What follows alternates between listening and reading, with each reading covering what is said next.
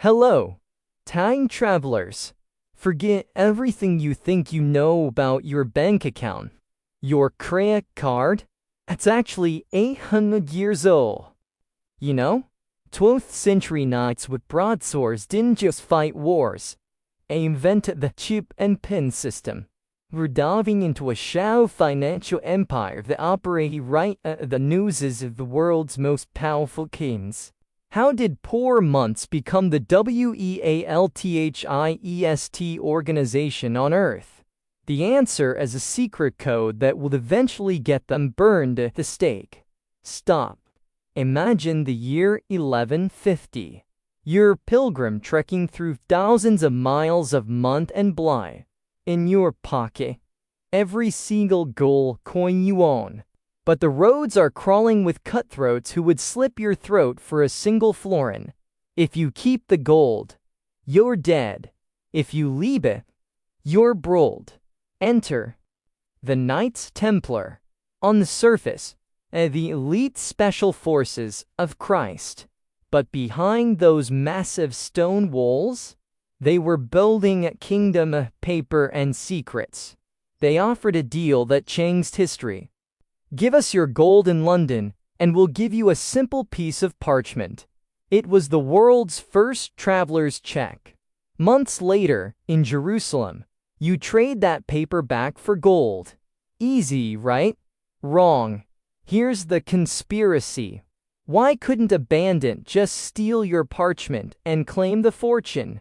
Because of the cipher. A geometric, encrypted code so complex it was basically medieval blockchain. Only high-ranking Templars held the key. They didn't just protect the roads. They controlled the flow of the world's money. They became the first global bank.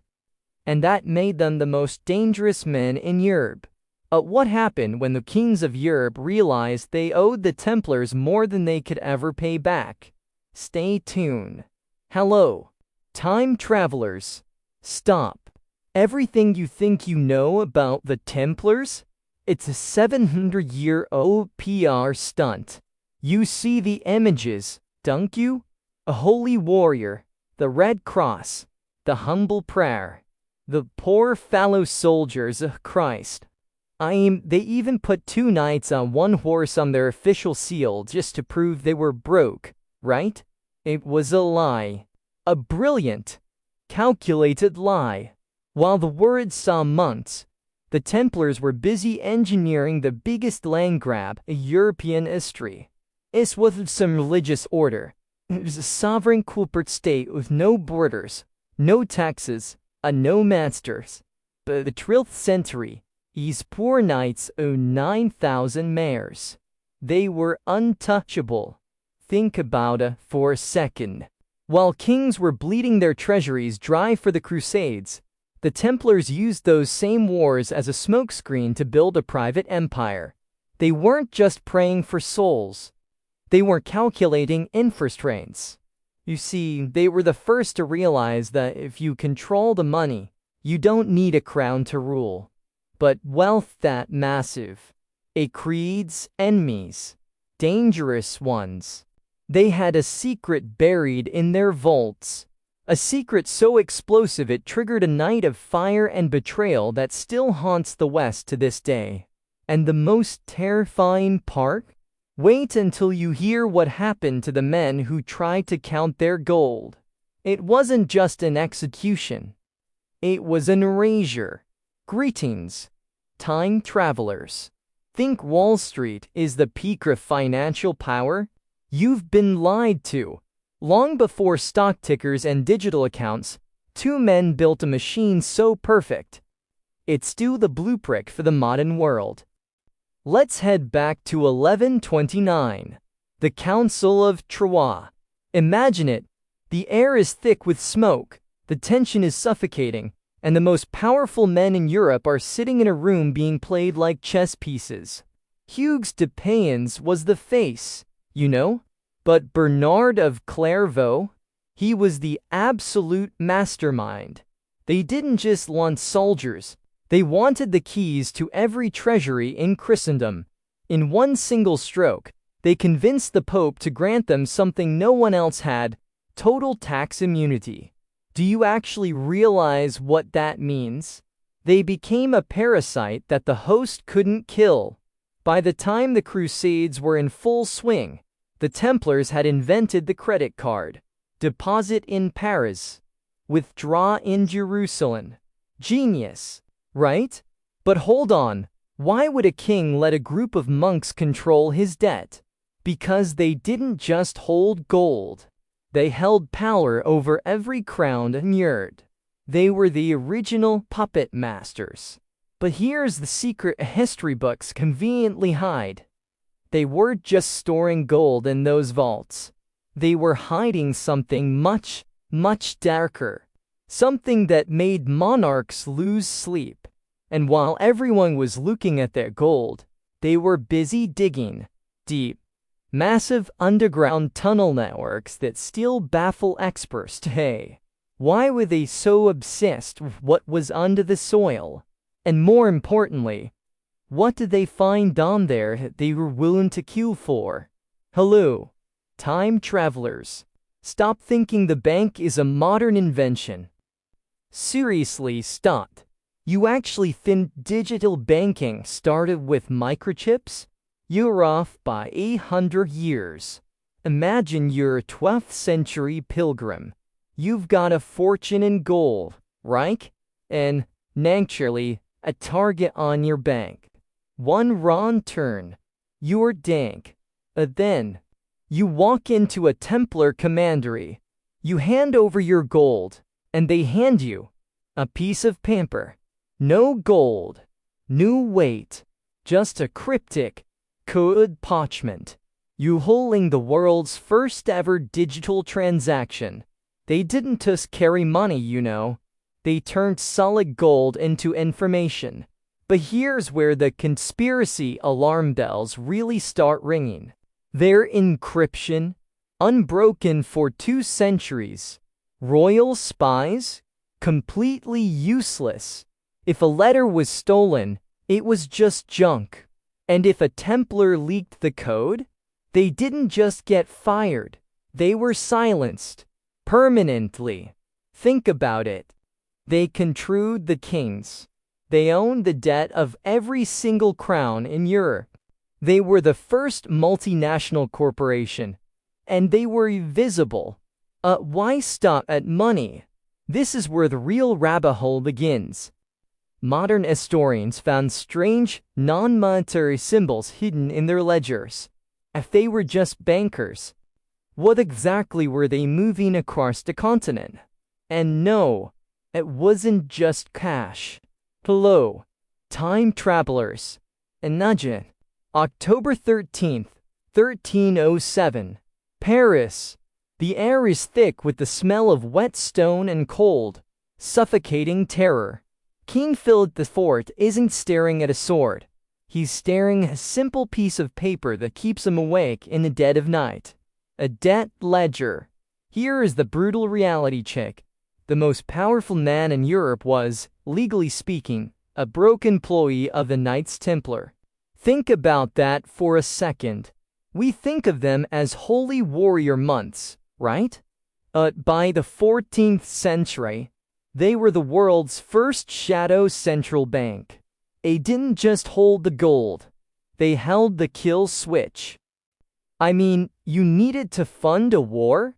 You begged the Templars. You needed to pay for your own railway expenses? You stood in line at a temple like everyone else. They were essentially the house. And Philip IV? He was just a gambler who'd run out of tubes. But here's where it gets dangerous. If the Templars could fund a throne, could they also unmake one? Philip realized he was living in a subsidiary of their secret empire. He had 2 choices. Keep bowing to the ledger, or delete the bank entirely. Wait, that's just the surface story, isn't it? What if I told you the records he found in that vault weren't just about money? What if he found something in their ledger so disturbing, it wasn't about greed anymore? It was about survival. Why did he use such brutal, surgical, blood-soaked violence to wipe them out? You're about to see the real reason they were erased. Greetings, time travelers. It's midnight, Friday, October 13, 1307. Paris is silent, but it's the kind of silence that screams before slaughter. King Philip IV, the so-called Iron King, had a secret order. Tonight, he was going to erase the most powerful bank in human history. His agents were standing in the shadows, wax seals in hand, waiting for the signal to destroy everything. They kicked down the doors, swords drawn, king rattling against the stone. They burst into the main vault, expecting mountains of gold, right? But they find absolutely nothing. Total, suffocating silence. The vault was empty. The ledgers? Gone. The world's first global credit system had just vanished into thin air. While the king was busy torturing Agimont, something else was happening at the Port of La Rochelle. 18 Templars ships, fully loaded, slipped into the Atlantic fog, vanishing from the history books forever. Did they burn the ledgers, or did they spirit them away to a hidden vault deep in the Scottish Highlands? And why does this actually matter to us? Because if Philip IV had found those books, he would have owned the world. But he didn't. And that is the real mystery, isn't it? Was the Templar bank destroyed? Or did it just go deeper underground? Stick around, because the most chilling part isn't the missing gold. No, it's what was actually written in those ledgers that was far more dangerous than money. Greetings, time travelers. The Templars weren't just warriors. They were the architects of the world you're living in right now. Forget everything you've read in those dusty history books. The King of France tried to burn the Templars to ashes in 1314. But he didn't kill them, No, he only forced them to evolve. Think about this for a second. When you tap your card today, you aren't just moving money, right? You're moving a ghost. A digital cipher. A system the Templars actually perfected back in the 12th century. Imagine walking into a bank in Paris, leaving a ledger, and withdrawing that same value in Jerusalem. That was their impossible network. They didn't just hold gold. They held the promise of gold. And that promise? It never died. Look at the high-rises in London. Look at the impenetrable secrecy of those Swiss vaults. Notice the symbols hidden in plain sight? They didn't vanish. They just traded their white mantles for charcoal suits. The sword was replaced by the algorithm, and the horse by fiber optic cables. The ledger never stopped growing. It just went invisible. So, are the elites of today just lucky? Or are they the direct, spiritual heirs to a system designed to outlive empires? We're pulling back the curtain on the real architects of your bank account. And trust me, you won't look at your wallet the same way again. Hit that subscribe button right now because the next part of this investigation is where things get dangerous. Is the ghost of the Templar Bank still pulling the strings of your digital life? I want your wildest theories in the comments. Let's see who's really paying attention.